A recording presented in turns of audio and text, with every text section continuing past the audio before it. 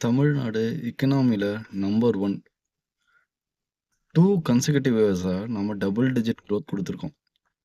இப்ப என்ன பிரச்சனைனா, ஜிடிபின்னா என்ன? ஜிடிபி குரோத்னா என்ன? டபுள் டிஜிட் குரோத் எவ்வளோ முக்கியம்? அப்படிங்கிறது 18, 19, 20, 25 வயசு பசங்களுக்கு புரியல.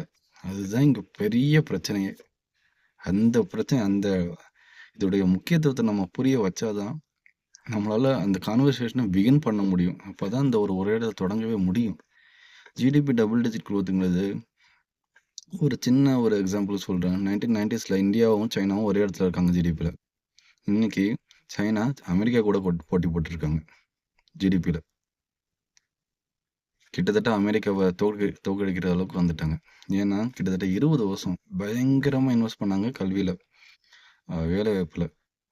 அதனால கிட்டத்தட்ட ஒரு 10 வருஷம் தொடர்ந்து டபுள் டிஜிட் குரோத் அடிச்சாங்க. அடிச்சு இன்னைக்கு அமெரிக்காவோட போட்டி போட்டுருக்காங்க. இன்னைக்கு நாம அமெரிக்கா விடுங்க, சைனாவோட ஜிடிபி நம்ம தொடுறதுக்கு கிட்டத்தட்ட 20 வருஷம் ஆகும். 25 வருஷம் ஆகும். நம்மளோட இந்தியாவோட குரோத் பர்சன்டேஜ்னு பார்த்தா 7%. அதுவே இன்ஃப்ளேட் பண்ணி சொல்றதுன்னு தான் சொல்றாங்க. ஆக்சுவல் குரோத் பர்சன்டேஜ் 5 6 தான். இதே லெவலில் நம்ம குரோத் பண்ணா சைனாவோட இன்னைக்கு நிலைமை பிடிக்கிறதுக்கு 25 வருஷம் ஆகும். அப்போனா என்ன? இந்தியா டபுள் டிஜிட் குரோத் ஒவ்வொரு வருஷம் டபுள் டிஜிட் குரோத் கிளாக் பண்ணால் மட்டும்தான் இந்தியா ஒரு நல்ல நாடா, ஒரு வாழத்தகுந்த ஒரு நாடா அடுத்த 5லேருந்து 10 வருஷத்துக்குள்ள ஆகும். இல்லைன்னா மிகப்பெரிய சீரழிவு ஏற்படும். மிகப்பெரிய சீரழிவு. அது நான் சும்மா சொல்லலை. கிட்டத்தட்ட நான் 10, 15 வருஷமா எக்கனாமி ரொம்ப க்ளோஸாக ஃபாலோ பண்ணிட்டு வரேன்.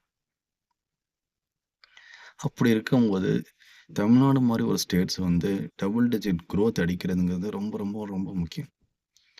அந்த டபுள் டிஜிட் குரோத்தை அடித்த ஒரு முதலமைச்சரை தூக்கி போடுறதுக்கு எப்படி மனசு வந்துச்சு? ஜிடிபி குரோத்துங்கிறது ஒரு விஷயம். நான் எஜுகேஷன் நிறைய விஷயம் சொல்ல முடியும்.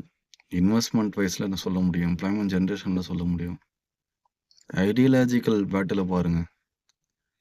இந்த 5 வருஷத்துல இந்த சிஏ, என்ஆர்சி அது போல சட்டங்கள் கொண்டு வந்தாங்களா? இல்லை நீட்டு முறை அதை கொண்டு வந்தாங்களா? அதுக்கு ஆதரிச்சு நின்னாரா அவரு? இல்லை தூத்துக்குடியில் 13 பேர் சுட்டு கொண்ட முறை ஏதாவது பண்ணாரா? எதுவுமே இல்லை.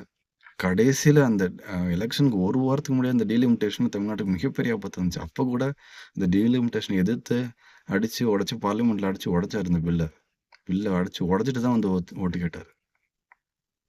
இந்த மாதிரி மக்களுக்காக பண்ணி ஓட்டு கேட்குறவங்க, அவங்களுக்கு ஓட்டு போடுறவங்க தான் அறிவார்ந்த சமூகத்தை சார்ந்தவங்க.